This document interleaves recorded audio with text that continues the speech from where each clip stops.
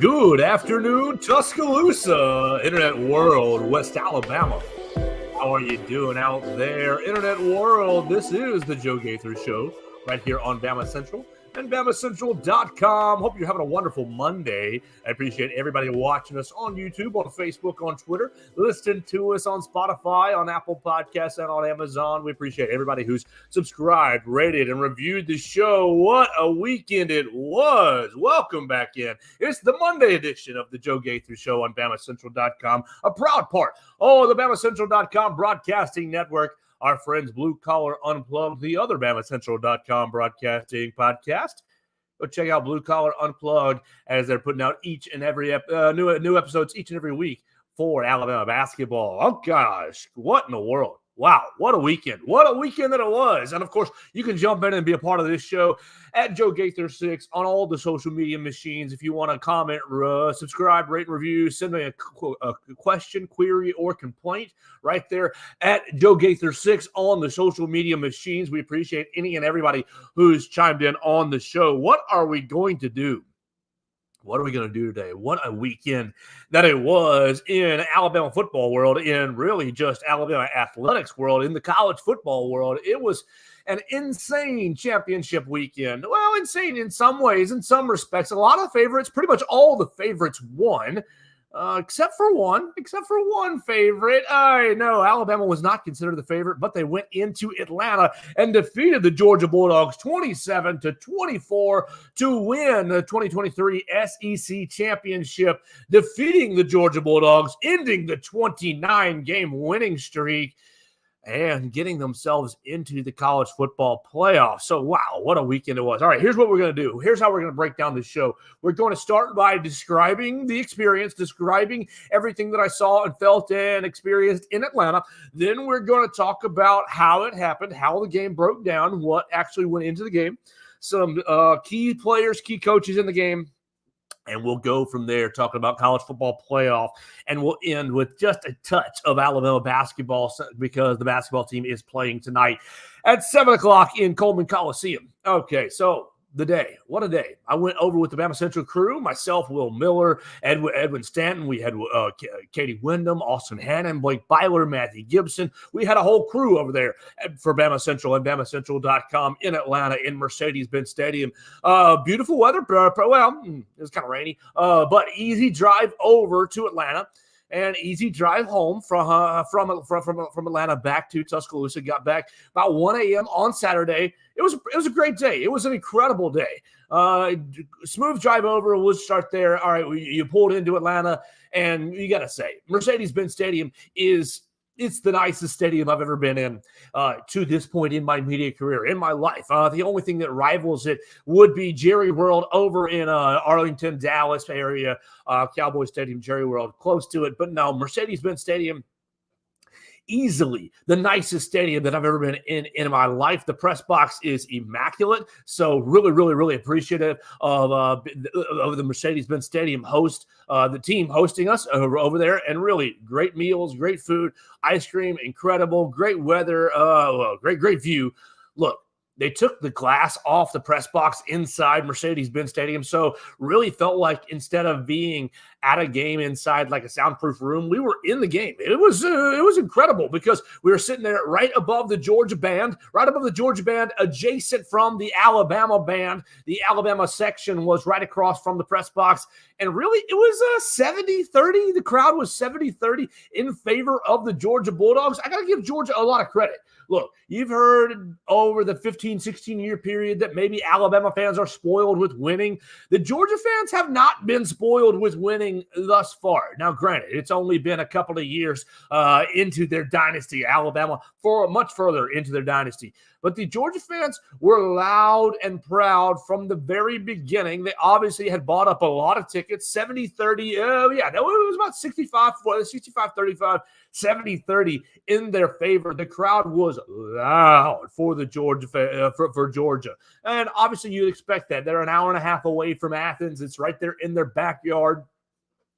Of course, Alabama undefeated in Mercedes-Benz Stadium, and it held up. That record held up on Saturday.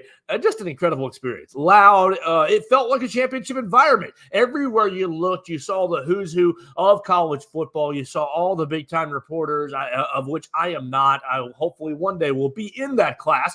But no, all the big-time reporters, all the big-time TV people, everybody was there in Mercedes-Benz Stadium, and it was a heavyweight fight. I mean, you didn't know what was going to happen at the end of the game. You didn't know what was going to happen on Sunday with the college football playoff. But what you did know is that somehow, some way on Saturday, you were at the center of the college football world.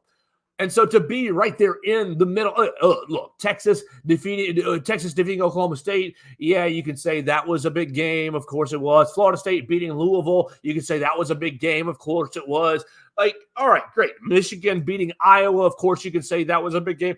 It was. But everybody, the biggest question marks for the weekend were in Atlanta. We're in right there in Mercedes-Benz Stadium. Was Alabama, was the dynasty, like basically Tyler Booker, he said it. Tyler Booker said it after the game, that the dynasty, the standard was at stake.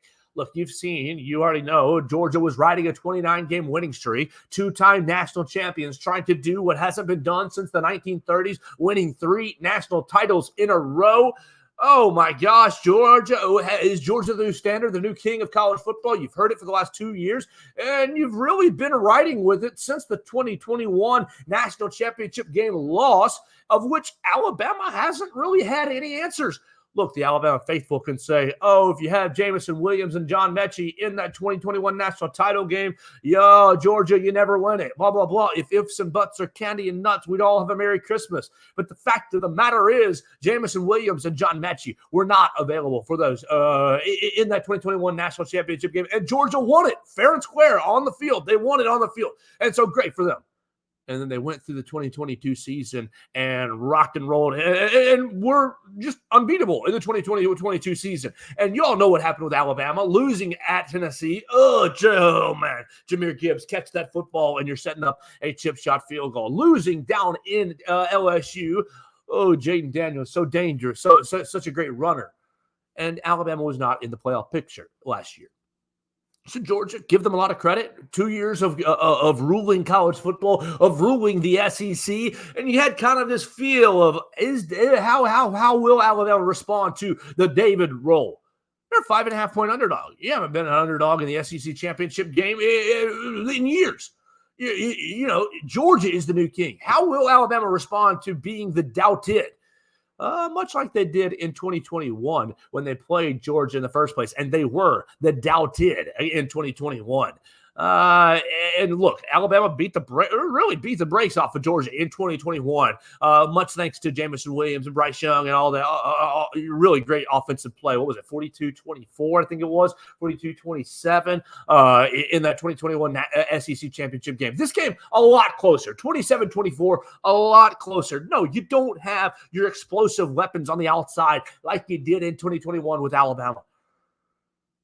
But you don't have the vaunted Georgia defense that you had in 2021. Do you have a better quarterback for Georgia and Carson Beck than Stetson Bennett? Probably so. Do you have better running backs? No. Kendall Milton and Dejon Edwards, they're good running backs, but were they better?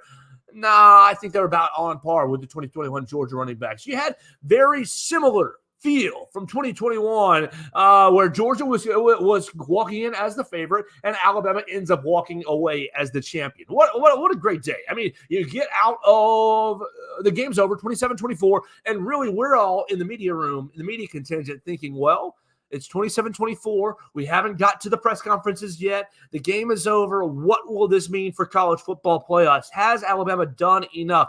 And for a brief moment, hour and a half after the game, you get down on the field level, you see everybody, the championship parade, you see the championship presentation, you get the trophy, everybody's putting on the hats and the t-shirts, they're all celebrating as they should be, and for a brief moment, you forgot about the college football playoff. It was just joy and elation. It was just, a culmination of everyone counted Alabama out. Think about week 2. You lost to Texas. The dynasty is officially dead. The third week, you go back down to South Florida and you play the biggest stinker of a football game you've seen out of a Nick Saban team in a long time. And yeah, you beat USF, but it was 17-7, and everybody said, oh, remember last week when we said the dynasty was dead for losing to Texas? Yeah, the dynasty's definitely dead because you had a struggle win with South Florida. Oh, boy, this season, Alabama's going to lose 4 games this year. But did they? No.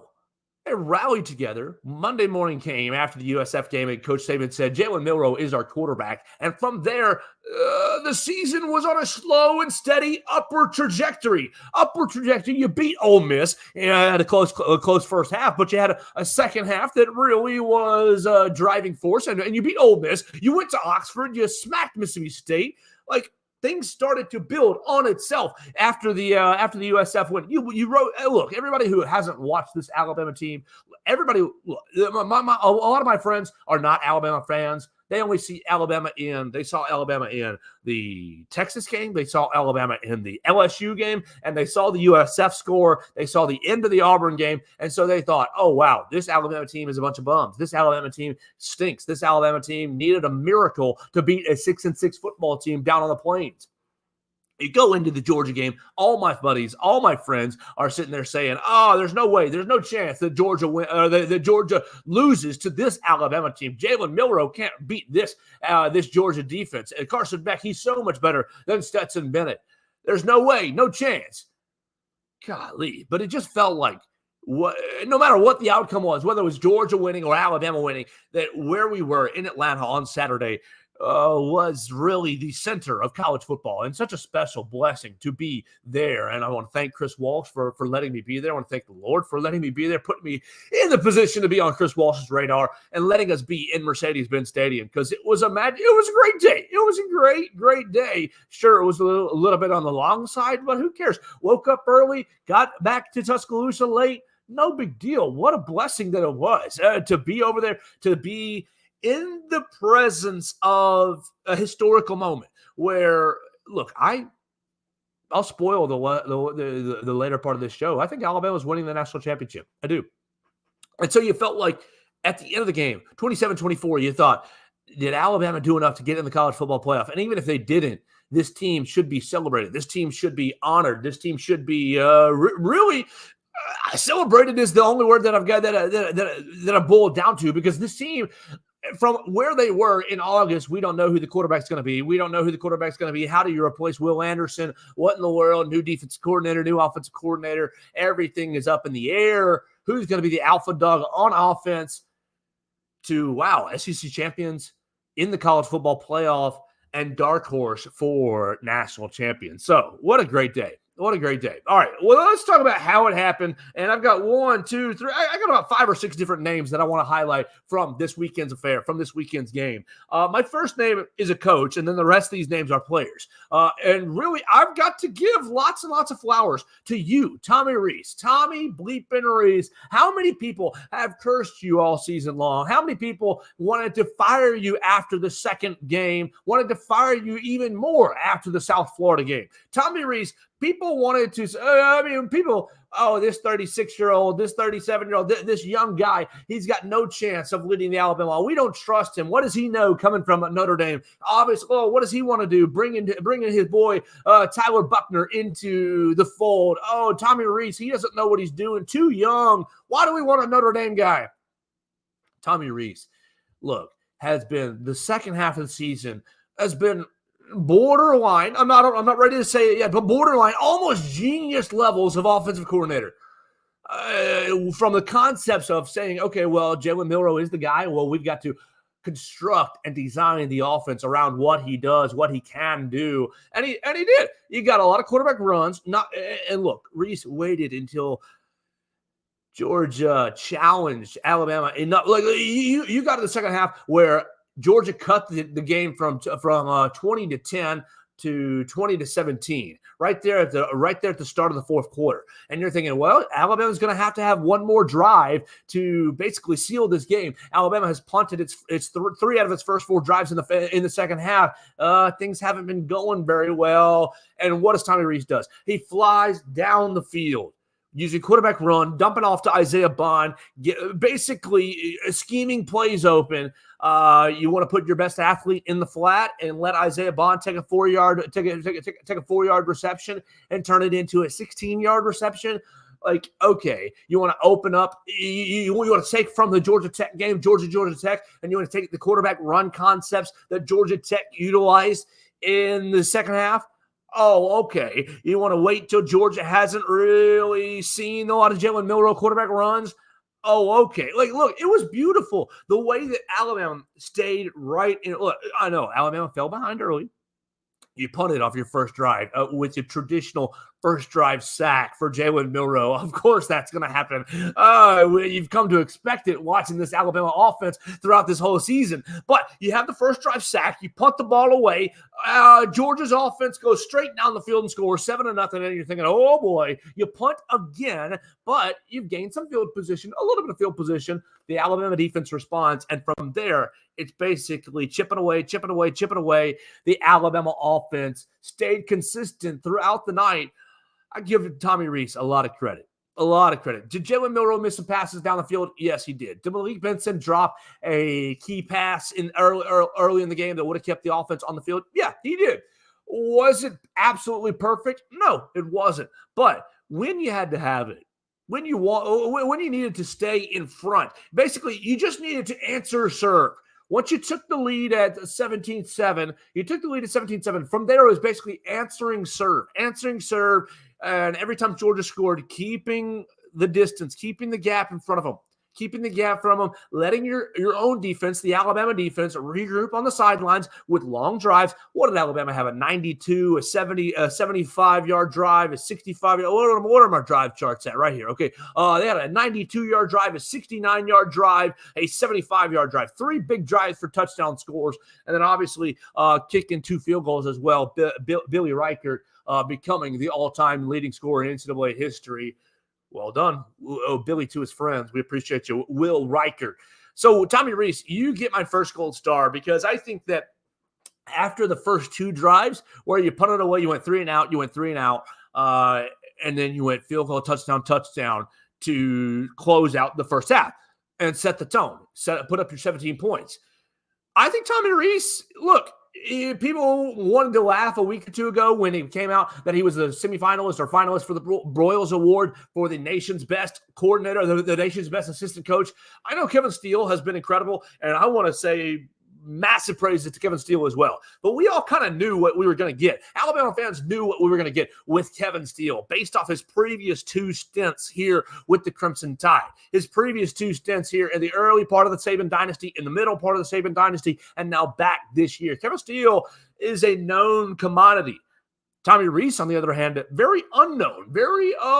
He's been doing it at Notre Dame, and Notre Dame hasn't really won anything of significance. Yeah, they've been to a couple playoffs, but not really won anything of significance. So what are we getting with Tommy Rees? What you got with Tommy Rees was an innovator. What you got with Tommy Rees was someone who took the Alabama offense, the Lane Kiffin, Steve Sarkisian, Mike Locksley, Brian Daboll offense that you've seen over the last 7-8 years, and he added a little more wrinkles to it. You had a little more quarterback run. You had a little more power action. You had a little more lead action. You had a little more split zone action, running the football. You got a little more pistol set. I love the pistol set. 12 personnel pistol formation. That's my favorite formation I've seen all year long. Every time Alabama gets in 12 personnel, pistol formation, they get downhill. The play action passing gets going. The RPOs get going. I find it to be an extremely effective formation for Alabama this season. And so Tommy Rees, no matter what happens the rest of the year,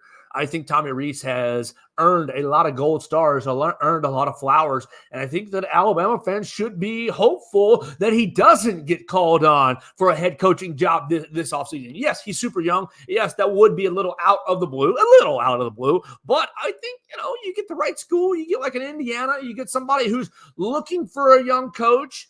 Tommy Rees would be a great candidate, and I would hope that Nick Saban and Tommy Rees can come to some sort of agreement to keep him in Tuscaloosa at least another year. At least another year, maybe more. I like what he's done. I like what he's done so far. Now, granted, did Alabama score 50 points a game? No, but you had a lot of new parts, a lot of changes, and you've gotten yourself to the college football playoff with really nice performances over the last several weeks, offensively speaking. Yeah, you wanted to finish better in the red zone against Auburn. Sure. You wanted to you wanted to continue the 40-point streak that you had. What did you have? 42 against LSU, 42 against Kentucky. You went 60-something against Chattanooga. You wanted to keep that going. But, Tommy, I think with a month to prepare against Michigan, we'll get into that in a little bit, but I think Tommy Rees has been a huge bright spot for this Alabama Crimson Tide team. My next name is Isaiah Bond on my list. Isaiah Bond, big game for Isaiah Bond. Didn't score for the Tide, but ended up leading the receiver. 5 receptions, 79 yards, 7 targets, and 28 yards after the catch. So basically, you take those 5 receptions. You subtract your 28 yards per catch. He basically got 5 catches for 10 yards a pop. Not very deep for our man Jalen Milroe, but literally you just get the ball into their hands of the playmakers and you let them work. And Isaiah Bond really just having a special close to the football game. What do we want to talk about with Isaiah Bond? In the fourth quarter, he went 1, 2, 3, 4 of his 5 receptions on that fourth quarter drive that restretched the lead to 10 points. But there's some controversy with Isaiah. There's some controversy for Isaiah Bond as well. The 4th down reception in the first half that led to a touchdown. Many people talking about, oh gosh, Alabama biased. Alabama gets all the calls, and I just hate that so much. I hate that so much because, look, we're all better than complaining about the officials. Were the officials good in this game? Not really. Were they good all year long? Not really. But I just don't like complaining about officials. It drives me absolutely nuts, especially on a call in the first half where there's a second half of a game left to go. It drives me nuts. All right, so let's talk about the Isaiah Bond cut. First, it's a 4th down call where Alabama comes out. They call timeout. Georgia calls timeout. A little exchange of cat and mouse games. And I thought at that point that Alabama was going to punt them deep. Alabama comes back out there. Tommy Rees shows great confidence. Nick Saban shows great confidence in their offense. They call a call that from the press box, oh my gosh, looked like what in the world? Because Jalen Milroe, when he released the ball from the press box, there was no one in the vicinity. Not a soul. Not a soul. Isaiah Bond had just started his break or was just starting his break. He was not in the vicinity. Isaiah Bond breaks outward to the far side. It was an out route to the right-hand side and breaks to the right side and gets underneath the ball. And what did you see? Did you think that he caught the ball? I thought he caught the ball, but they barely showed any replay. Here's the deal. You want to talk? I saw on my social medias right after, oh, Isaiah Bond didn't catch the ball. Oh, Alabama biased. Oh, the ground helped him catch the ball. Oh, the refs helping the Crimson Tide.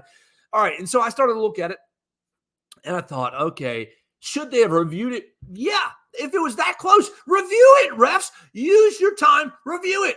I'm not here saying that you should just give Alabama all the calls. I want to be as objective as I can. I want a fair game. I want as fair a game as possible because I don't want to hear crying from winning sides or losing sides. I don't want to hear crying from Alabama fans or from Georgia fans. I don't want to hear the crying that I've heard all year long from LSU fans. Oh, targeting, oh, kick him out of the game. From Tennessee fans, oh, holding on J.C. Latham. I don't want to hear it.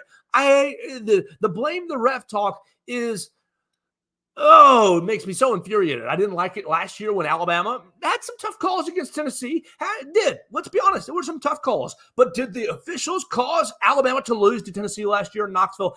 No. Alabama didn't play well. Alabama allowed Jalen Hyatt to score 5 touchdowns. Alabama didn't catch the ball, Jahmyr Gibbs, in the fourth quarter that would have set up a chip shot game-winning field goal. I hate blame the ref talks. But let's just describe it. Okay, should they have reviewed it? Yes, they should have reviewed the call. They should have reviewed whether there's a catch on the field. But here's my thoughts. Kirby Smart had a timeout. That they didn't use. Look, if you think it may or may not have been a catch, call your timeout. Kirby after the game saying, "Oh well, every call is reviewed, And so we trusted that it was reviewed, and we didn't have anybody in my ear saying call a timeout. I didn't want to use my timeout to have them relook at it. Okay, once you've made that decision from a Georgia standpoint, you have agreed to live or die with the call on the field. And here's the deal. The call on the field was a catch. So let's play it out. Let's say it was reviewed. The call on the field was a catch. I didn't really see a whole lot that would have overturned the call on the field. Now, if they had said the call on the field is not a catch, and then they would have reviewed it, I think I would have been fine leaving it as the call on the field of not a catch. But they called it a catch. All right, Isaiah Bond dives, has the ball in his hands. I know this is an audio medium. I'm doing a lot of visual movements with my hands. If you're watching on YouTube, Facebook, and Twitter, if you're listening on Spotify, Apple Podcasts, I'm sorry. But he dives out for the ball. He catches it with his hands, brings it into his body, and is rolling at the same time. From my perspective, and granted, I do have a little bias. I know that. From my perspective, he brings the ball into his body, and he is underneath the ball. As he is rolling, yes, the ball rolls across the turf, but his hands are underneath it. The ball is secured into his body. I believe it was a catch. Now, if you're a Georgia fan or if you're an anti-Alabama fan, if you think that, Alabama gets all the calls and you thought it wasn't a catch, I'm not going to sit here and argue with you too much. I think that, that is a controversial decision. It is a bit of gray area. And I understand that it led to a touchdown. It's a big moment. So instead of let's just argue about Bama bias, let's just say what should have happened. Kirby Smart, you're burning, you're running down in the half. You're running down in the half. The clock is, it's not like 5 minutes into the game, you don't want to burn your timeout. No, it is, the half is running out. Alabama scored, I think with 48 seconds left. Yeah, 48 seconds left in the half is what I'm seeing, making sure looking at my drive charts and everything. Yeah, 48 seconds left in the half. They scored. Burn your daggum timeout. It's fourth down. If you burn your timeout, getting the review, and they call it incomplete, it's a turnover, Kirby. It's a turnover. No points go on the board. Yeah, you have less time. You don't have a timeout to go back down the field. Sorry. I understand that. You want to save your time there. Let's see. Jalen Mills. Yeah, here it is. Yeah, with 48 seconds left. Where is my timeout? 4th and 4. Jalen Mills. Yeah, 4th and 4 with 1:25 on the clock. And I know you're trying to save your last timeout. I get that, Kirby. But you have 1:25 and a half. If you get the stop right there because you have called the timeout and gotten the review, well, 1:25 is plenty of time to get back down the field. So I blame you, Kirby Smart. I blame you for not calling timeout right there. Now, would the official overturn the call? I don't think they would have. Now, I wouldn't have really complained or cried if they did. But the biggest complaint, the biggest fault is on you, Kirby Smart, for not calling timeout in that gray area moment. Was it a gray area moment? Yeah, it was. Do I think it was a catch? I do. Do I think that the Georgia fan friends that I have that says it wasn't a catch have an argument to make? Yes, they do. They do. Kirby Smart, you should have stood up for your team. You should have risked your one timeout and gotten the review right there on that call. So Isaiah Bond, major claps to you. 5 catches, 70-something yards on the day, on 7 targets. Really a great day. Isaiah Bond, what's it like becoming a superstar? In 2 weeks, you have basically taken over. I know Jermaine Burton is the superstar, but Isaiah Bond, you have become the household name in the last 2 weeks. All right, let's keep it going. My next name is Jermaine Burton. Jermaine Burton, only 2 catches, 28 yards and a tutty. He almost had another touchdown. Oh, man, almost had another touchdown. 5 targets on the day. Jermaine Burton, both of his receptions came at huge times. The touchdown to cap off the aforementioned drive and a big conversion. A big conversion. Let me pull up his chart. A big conversion in the second half. Yeah, close that window. Close that panel. Right there. Yeah, that's what I want right there. A big conversion in the second half. Yeah, 3rd and 8. 3rd and 8 with 8:51 to go. He gets a 13-yard conversion to keep Alabama moving. I think Jermaine Burton, look, he is a hothead. I don't know. I don't have a great way to say it. He is an emotional player. He is. Do you love him if you're an Alabama fan? Probably so. Do you hate him if you're not? Yeah, you do.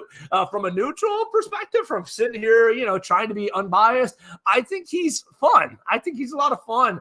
And after the game, just giving it to the Georgia fans, giving it to them, and celebrating with the Alabama fans. I think that Jermaine Burton is just one of those guys that just enjoys being a bit of a troll, being a bit of a bad guy. And so with Jermaine, I'm glad he's on our side, and I'm glad that he got that touchdown catch. That touchdown catch takes me into Trezmen Marshall. Trezmen Marshall with the fumble recovery, both the former Georgia guys with big games, not necessarily monstrous games, but impactful games. We'll say that impactful games as Trezmen Marshall. Let me pull hit with the fumble recovery. Trez Marshall right there with the five tackles, one tackle for a loss, and the fumble recovery on the day, setting up Alabama with a field goal in that second half.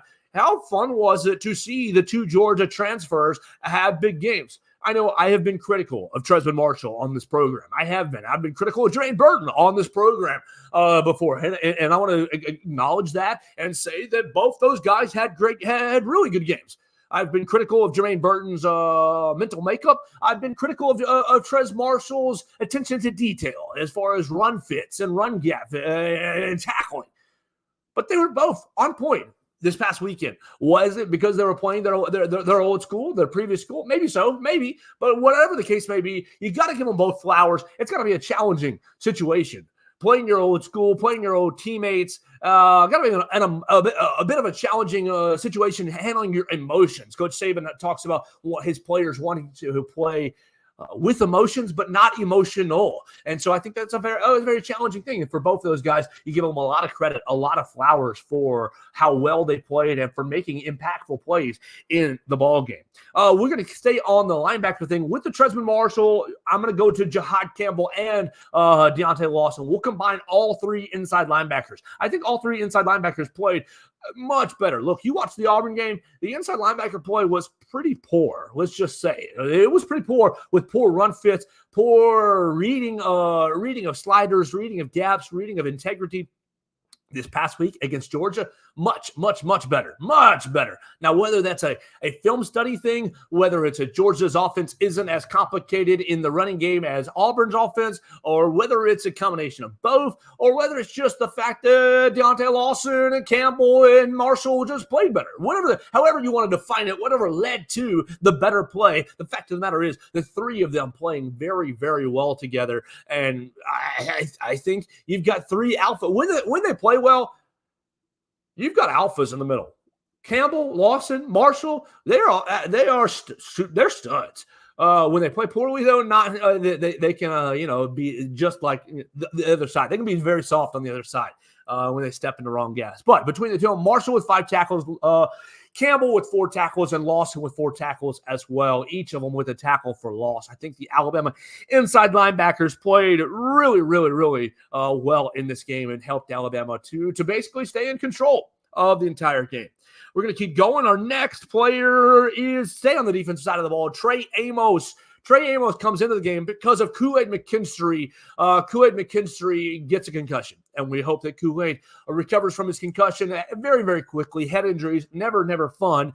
Kool-Aid, hope you get better very quickly, but I appreciate the Alabama coaching staff for being cautious with our players.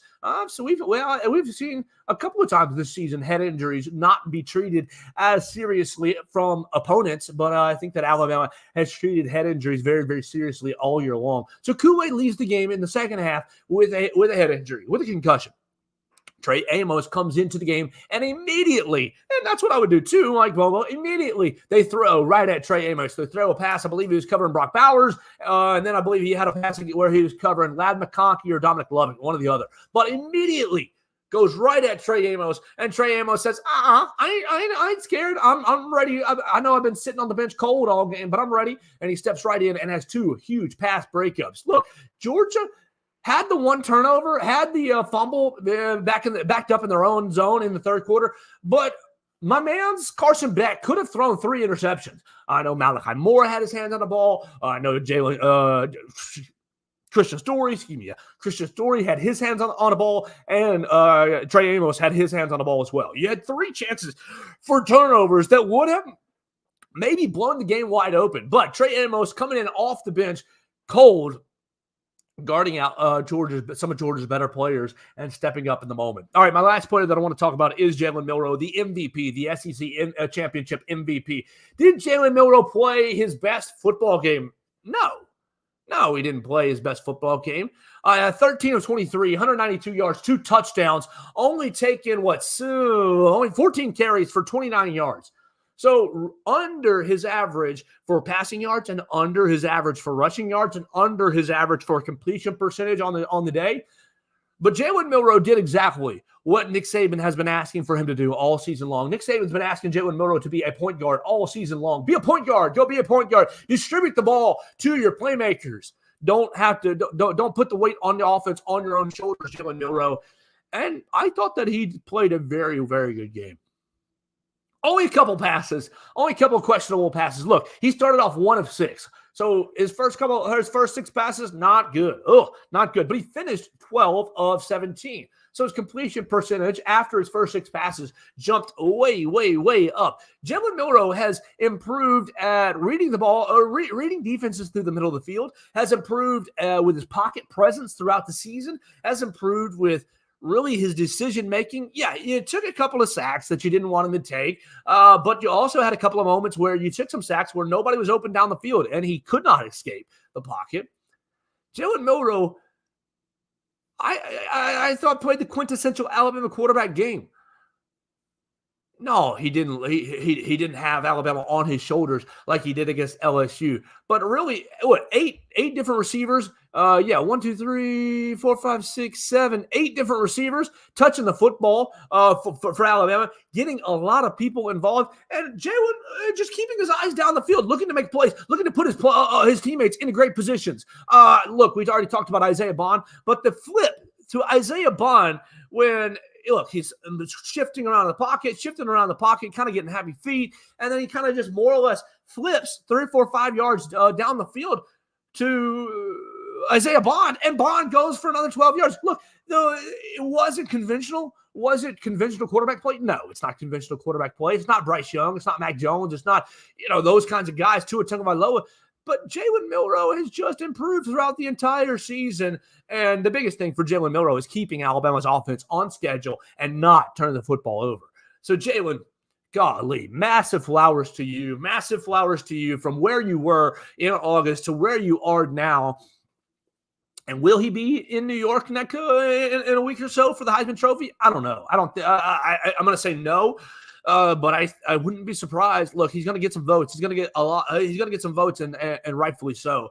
He's not going to beat out Michael Penix. He's not going to beat out Jaden Daniels. And personally, if I had a vote, I think I'd be voting for Jaden Daniels. But Jalen Milroe, what a special season! What a great season, and winning it with a less than. Not even his average performance against the Georgia Bulldogs, beating the Georgia Bulldogs in the SEC championship game. All right. So that's kind of my review on the game.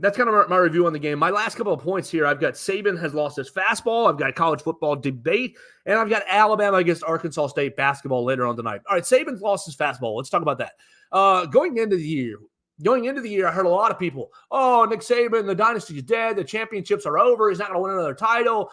He's lost his fastball. Kirby's the king of the SEC. Look, this is not a shot on Kirby Smart. Kirby Smart's built an amazing program, and Georgia is, even after this loss, still a premier program in college football. But for those of you in August who said that Nick Saban has lost his fastball, you're foolish. You're absolutely foolish. Look, you think about the 2021 championship game loss. Sure, you can play the Alabama excuse game, Jamison Williams, John Mechie. All right, play that record over and over again. We've heard it a million times. Well, you can talk about 2022. Oh, you're 3 plays away from being undefeated. We have played that record a million times as well. And so you've heard those records for the last 2 years, and you've told yourself that due to those weird circumstances that Alabama's dead, that they're not going to be back in the championship picture. How foolish. How foolish. Have you not been paying attention to the talent that Alabama has brought in, to the way they utilize the transfer portal, to the way that Alabama has operated for the last 17 years? Look, Alabama may not win this year's college football national championship, but they're still going to be on top. They're still going to be a premier program. Look at the recruiting rankings for 2024. In 3 weeks, you're going to see the newest 2024 class come in, and Alabama's going to bring in a top 5 class. And so wherever Alabama finishes, whether they lose to Michigan and they finish 4th or 5th or 6th, or they win the whole dang thing and they're number 1, Alabama's championship reign or reign on top or dynasty or Nick Saban's fastball is still humming at 98, 99, 100, 101 miles per hour. That's still, when you step in the batter's box to play Alabama, you still got to bring your A game. Ask Georgia this past weekend. Texas, you think that game, you think beating Alabama in Tuscaloosa was easy for Texas? No. Nick Saban just won his 9th SEC championship game in Tuscaloosa. I think it's 3 of the last 4 years. You've got LSU and Georgia mixing in there. So, look, I know that Georgia was back-to-back national champions, have won 29 games in a row. Sure, give them their flowers and definitely say that they are back-to-back champs, that they might have been sitting at the head of the table. Nick Saban was just letting you keep that seat warm.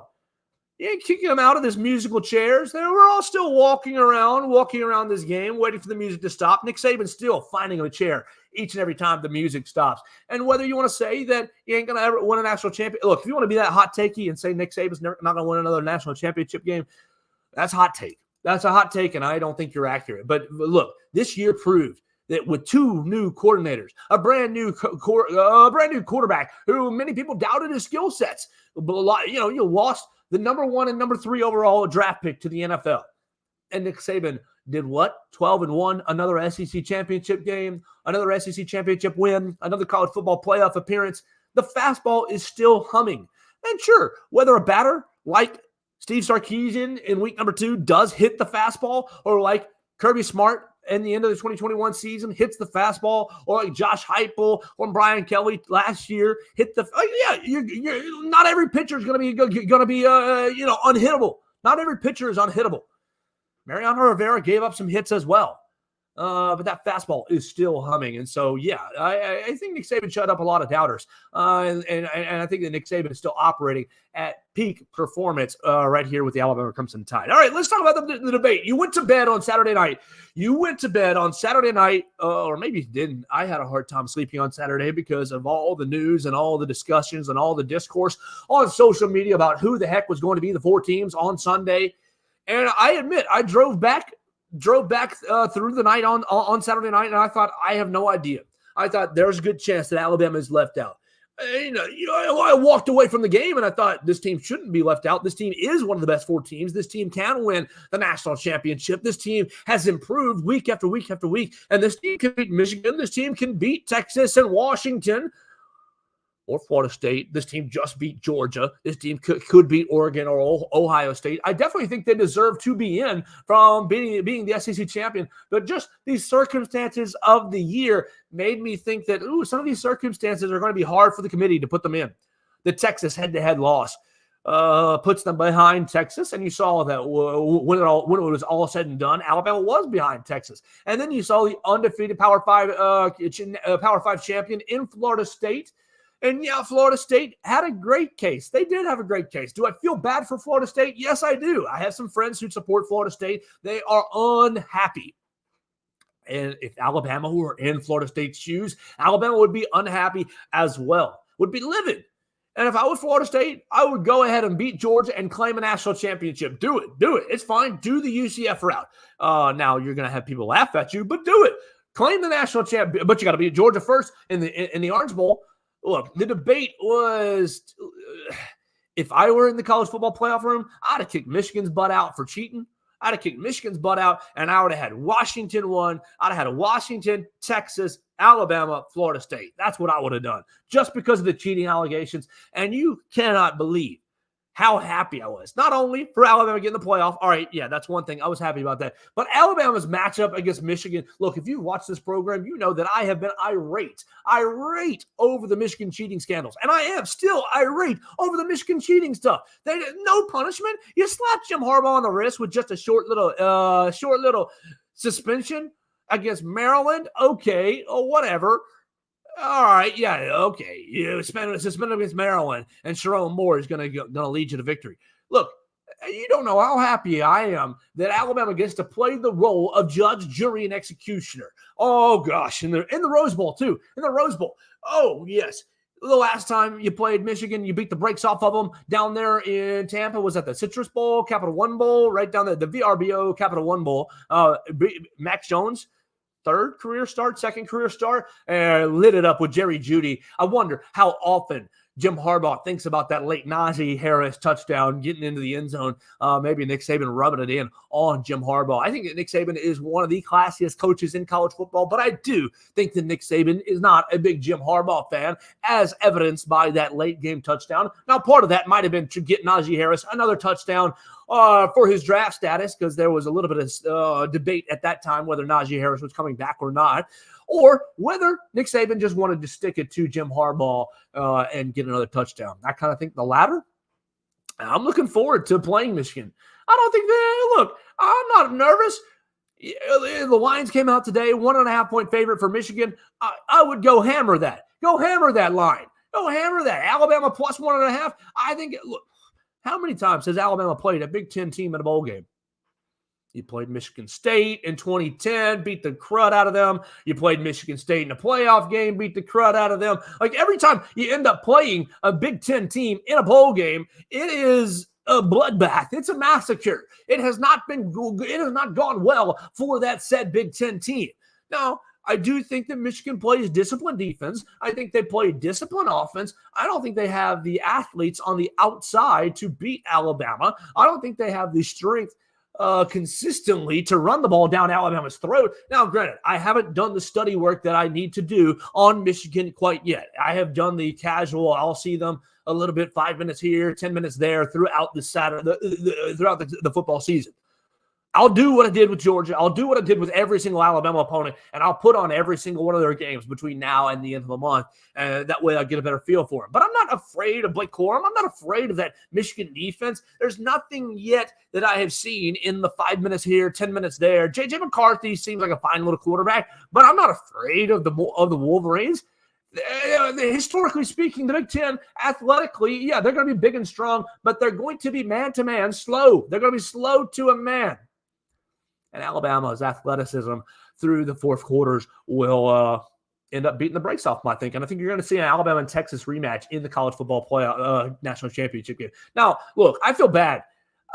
Going home on Saturday night, I thought, wow, this is so weird.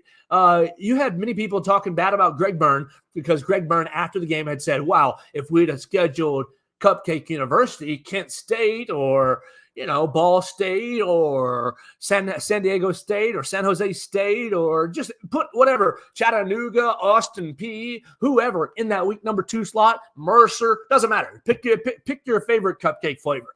Whoever, if you put them in the week number 2 slate, and Alabama had won 56-3 or whatever the case may be, on Saturday night, you would have seen the number 1 against number 1 teams in the nation. It would have been Georgia at 1, Alabama at 2, both undefeated. And yeah, that 27-24 victory would have bumped Alabama from 2 to 1, and you would have bumped Georgia from 1 to 3.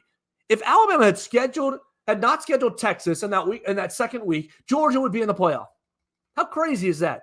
Georgia would be in the playoff because Alabama would have been undefeated. You'd have Alabama, Georgia, you'd have Washington, and probably Texas, because Texas would have scheduled easy that week too. You would have had Alabama, Washington. You would have had Alabama, Georgia, Michigan, Washington. That would have been your 4.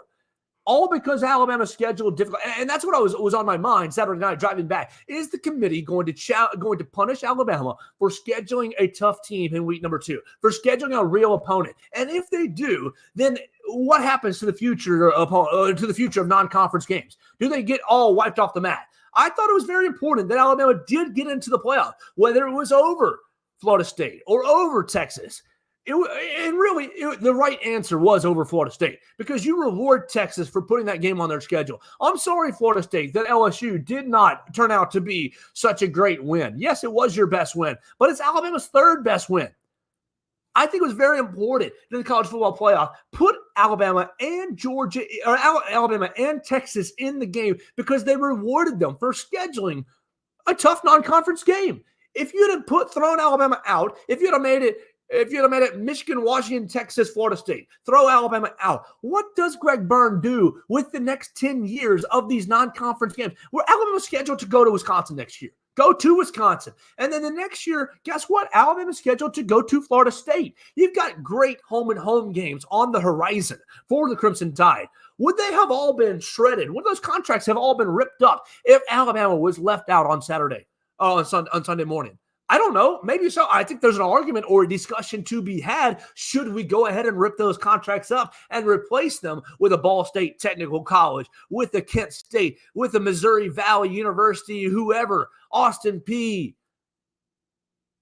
I'm glad that the committee put them in, not only because Alabama deserved a spot, not only because of how Alabama treated its schedule, not only how Alabama improved through the season, but you reward a team for challenging itself. You reward Alabama and Texas for giving college football, for giving the fans, for giving you, the viewer. Look, think about that week number 2 game. I know most of you watching this show are Alabama fans, listening to the show are Alabama fans, so it might be a little salty, a bad memory for you, the Alabama loss. But as a whole, as a football story, as a chapter in this season's story, it was one of the best chapters of the year. It was a great moment. 2 blue bloods on the field right here in Tuscaloosa, historic Bryant-Denny Stadium. You have teacher versus mentor. You have Sarkisian and Saban head to head. Reward these universities. Now, look, if Alabama had dropped a couple more games or Texas had dropped a couple more games, then sure, you don't reward them. But both teams earned their way into the playoff, and you don't punish them for playing. It was an epic game. I know the scoreboard says 10 points, but it was a lot closer than just 10 points. You had a Jalen Milroe interception that kind of broke it back open at the end of the game. You take the 2 Jalen Milroe interceptions out of the game, and you have a tie ball game. Look, you reward Texas for coming to look, they were fearless. That was something that was so impressive to me, is their fan base here in Tuscaloosa were fearless. They said, oh, we're coming to town. We're bringing our band. We'll be in the top of the rafters. This is college football. Blue bloods on the field, fearless, going into enemy territory. I got to give Texas a lot of credit. But I give Alabama a lot of credit because Alabama didn't invite, their 4th grade special needs brother into their backyard to play a pickup game. No, they brought somebody into their backyard that could beat them, that could challenge them. Why? So that the Alabama fans could see a marquee game in Bryant-Denny Stadium, so that Nick Saban could challenge his team. I mean, I'm just very happy that the College Football Playoff Committee rewarded Alabama for playing that game. It's very interesting. It's very odd. Georgia, I think Georgia is still one of the best 4 teams in the country. I think that their schedule harmed them a lot because they didn't have enough teams that challenged them up front offensively. They didn't have enough teams that challenged Carson Beck with a pass rush. They didn't have enough teams that challenged Georgia's offensive weapons on the outside to win one-on-ones.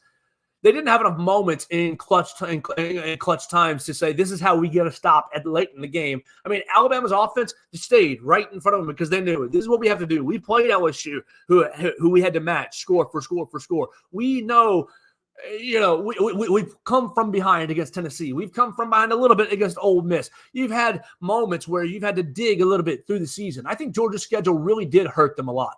You can say, oh, you just play and beat the teams that are on your schedule, and that's absolutely true. But I think that Georgia's schedule hurt them a lot. I know it's not Georgia's fault that they didn't get to play Oklahoma. It's the conference office's fault, and I'm not going to sit here and blame Georgia for that. It is the conference office's fault. It just stinks for them that they ended up finding Ball State on their schedule. They couldn't even find a Power 5 opponent to come in and play. It was tough. It was tough. It was tough sledding because of the scheduling and the timing. I get that. I understand that. But I do think that Georgia's schedule harmed them when it came to playing a top-tier team. And then last thing on the college football playoff. Look, everybody, all the complaining about Florida State getting jumped, I don't really think is about Florida State getting left out. I think it's about, oh man, Alabama bias, Alabama favoritism, Alabama paid to get into the committee, Alabama paid the committee, Alabama paid to get into the field. Here's my deal this year. I've seen so much Alabama paid the refs against LSU, against Tennessee, against literally every school. I've seen so much Alabama paid the committee to get in the playoff, to get in the playoffs. I want to know where all that money is. I want to know where all that daggum money. Nick Saban and Alabama, they keep asking for donations and to get more players in for the NIL funds. They're asking for money, but apparently Alabama's paying a lot of money out to officials, SEC conference offices, college football playoff committee. Like, where's all this money going? It'd be nice to get a piece of this pie. I don't know that Alabama is as wealthy as people are are insinuating by saying Alabama got into this committee, was paid to get into this, paid their way in. Here's the deal: Michigan, Texas, Washington, maybe less so on Texas, but Michigan and Washington, oh boy, we're not locked in here with y'all. Y'all are locked in here with Alabama. I'm excited because, look, you saw the Michigan players' reactions when they put Alabama up. It was a mixed, it was a mixed reaction of, oh, crud. We don't get Florida State to get into the championship game. We get Alabama. And Michigan's just in a hard spot. Michigan's in a hard spot because they have, one, a bullseye on them, and two, Alabama's in a place where they're trying to prove themselves as legitimate champions. And then secondarily, Michigan's choices were the Rose Bowl or the Sugar Bowl. You want to go to the Rose Bowl where Alabama's fight song, remember the Rose Bowl will win, then, or do you want to go to the Sugar Bowl, basically Alabama's backyard? Of course, they chose the Rose Bowl, because they can't ignore the Big Ten tradition in the Rose Bowl. It's going to be a blast out there in California. I hope everybody's able to get out there and enjoy it. So, look, that's going to do it for our show today. We're getting close up on an hour. What am I going to do the rest of the day? I'm going to Alabama's basketball game against Arkansas State. Alabama basketball, not in a great way right now. Need to find themselves on the defensive end. Not so hot tonight. 7 o'clock against Arkansas State. Going to be nice to see Brian Hodgson back in Coleman Coliseum. You can follow us all at BamaCentral.com. Follow all the coverage. See if the basketball team can jump back on track after losing to Clemson last week and losing to Ohio State the week earlier. Alabama trying to get back on track on the hard court. You can follow at 7 p.m. tonight on BamaCentral.com. It'll be myself, Katie Wyndham, and Blake Byler in Coleman Coliseum trying to see what the Crimson Tide can do. And then next week's huge. Next week's going to be Alabama with Purdue, with Creighton, with Arizona. It's going to be a huge week for Alabama basketball next week. We're going to keep up with the football stuff, everything that's happening. The transfer portal is about to go crazy. I don't expect the transfer portal to affect Alabama that much yet. But once Alabama gets eliminated, whether it be in the Rose Bowl against Michigan or in the national championship game, I think the transfer portal is going to go hard. About 15, 20 players from Alabama probably going to go in the transfer portal. We don't want to talk about who that will be yet because we don't know.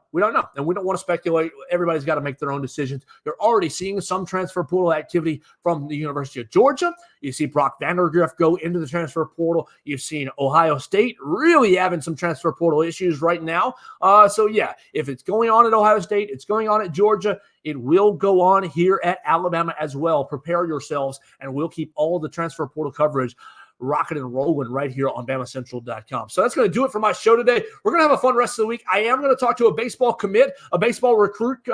He committed. We'll talk to him on Wednesday at 3 o'clock. We'll get to know one of the newest members of the Alabama baseball program. We'll keep rolling with Alabama football and basketball, continuing to discuss this football season, what a magical year it was, discuss the college football playoffs, the fallout from the playoffs, the bowl games. Will Georgia treat their bowl game seriously, or will they have opt-outs? What's going to happen? Will Florida State claim themselves a national championship? It's going to be a crazy next 3 weeks, and we'll keep up with it right here at BamaCentral.com. I appreciate everybody who's watched the show today on YouTube, Facebook, and Twitter. You listen to us on Spotify, Apple Podcasts, and on Amazon. Subscribe, rate, and review the show. Send the show to a friend, an Alabama fan, an Alabama hater, an enemy, an SEC fan, anybody that you might like. Play it for your dog in the morning when you leave for work, to keep them company. We love each and every one of you guys. We've enjoyed this whole football season, and we're going to enjoy the last chapter of this 2023 football season together. You can always find us at Joe Gaither 6, and you can always find us at BamaCentral.com. We'll be back for another episode of the Joe Gaither Show right here on BamaCentral and BamaCentral.com.